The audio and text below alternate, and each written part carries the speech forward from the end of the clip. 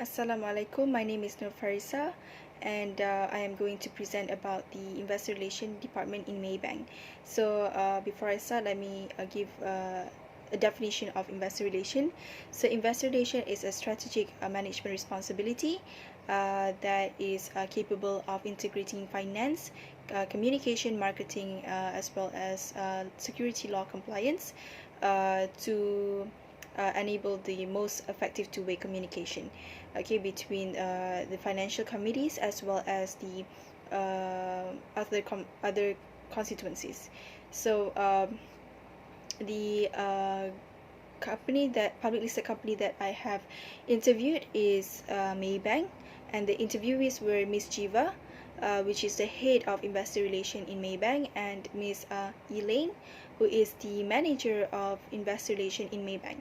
And so they were kind enough to spare some time to be interviewed. All right, so before I start with the investor relation in Maybank, I would like to explain an overview of what Maybank is. So Maybank is a Malayan banking berhad, is a financial what's this? It is it is a Malaysia's universal bank, and it is known as the most valuable bank in Malaysia. This is based on the Brand Finance report. So Maybank was incorporated on 31st May 1960, and it has been listed on Bursa Malaysia since 17th of February 1962 under financial services sector. So the business segments of Maybank is community financial services, global banking, international banking, takaful, and insurance, as well as Islamic banking. So in this presentation, I would like to explain in depth of what the investor relation in Maybank do. Basically their nature, their practice, their roles and tasks, as well as the communication tools and activity used by them to interact with their shareholders. Right, so based on the interview with Ms. Jiva, she stated that the investor relation department was established on 2005, and previously there was no team that was dedicated for this particular scope, because the scale of shareholders were not as big as it is today.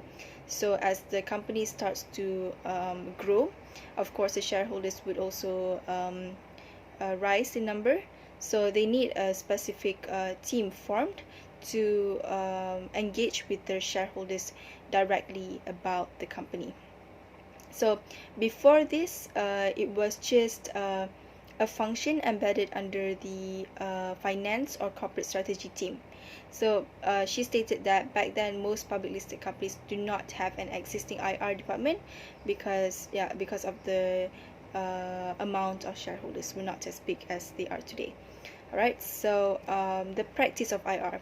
The practice of IR in Maybank is structured by three main core values, which is to be transparent, to be accurate, and also punctual. So transparent.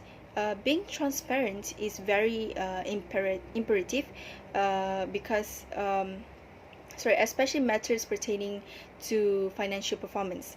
Every detail of their downfall, their loss and profit, their achievements must be stated out and laid out clearly for the stakeholders, the shareholders, the analysts to know. So being transparent and honest would help investors, especially make investment decision, and also it would gain good public perception. And by gaining good public perception, of course, they can attract more potential investors to invest into their company. Next is giving information.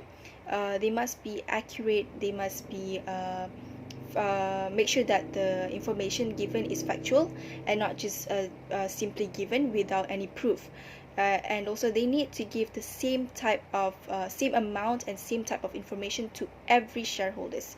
So as we know that there are different types of shareholders. We have the institutional shareholders, we have the individual shareholders. So the amount of shares that they have in the company is different.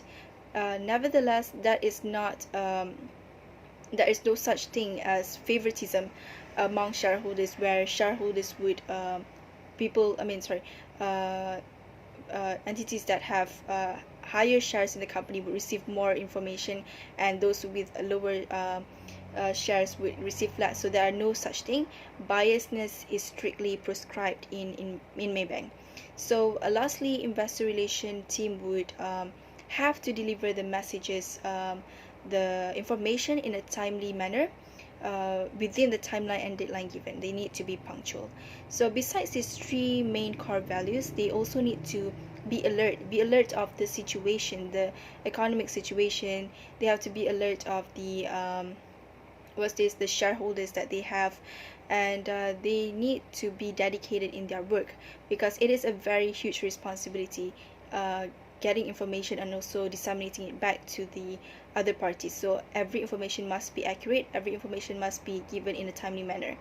And of course, investor relation officers, all of them, they need to have a very good interpersonal skills, because they are dealing with people. So it is very crucial to have all of the values that have been stated, because it could maintain a loyal shareholder base. So next, for IR in Maybank, their role is to engage with the investment committee. So it is pivotal to have a consistent and effective communication between the company and also the shareholders. Hence, investor relation officers will act as mediators to disseminate the information from every department of the company to the board of directors, to the third-party agencies, to the shareholders, to the regulators. So the primary project of the of investor relation in Maybank is, of course, the annual report. The annual report is compulsory for every public listed companies to publish, as it is a requirement by the Bursa Malaysia, which is the official Malaysian Stock Exchange. So usually, annual report of a public listed company is announced depending on the annual general meeting date. So for Maybank, it must be 28 days, distributed 28 days before the meeting, excluding the day of the AGM, and also excluding the day of the announcement. So for this year, so for 2019, it was supposed to be announced last month, end of last month, March, and the AGM would be this month, April. Alright, so investor relation team in Maybank plays the biggest role in collecting every information. So it starts off with every department. They have to liaise with every department, and they have to collect all the information. After collecting the information, they need to work with third-party agencies such as the content editor as well as the creative agency. So the creative agency will handle the designing part of the annual report, and then the copy editor will ensure that every the words in the what's this the words in the annual report is the same. So they need to ensure that the acronyms used is the same, the tone and manner is the same, and UK English is used, because we know that every content is received by different departments from different people. So of course, the information, the way that they write will be different. So copy editor is important. So investor relation is like the mediator, as stated before, to communicate back and forth to every department, so to check whether is this okay, and they have to go back to them to get authorization. After getting authorization from every department, or every senior department, and also from the board of directors, then they can deal with the third-party agency to proceed with the manufacturing process. So besides annual report, of course, there's AGM. AGM is for IR, they would work with we work with the board of directors by assisting them during the to answer questions on the floor, and they would also prepare a script for the CEO and chairman to manage or coordinate external disclosures for responses. Alright, so basically for IR, there are challenges. Personally, for Miss Elaine, the challenges would be interacting with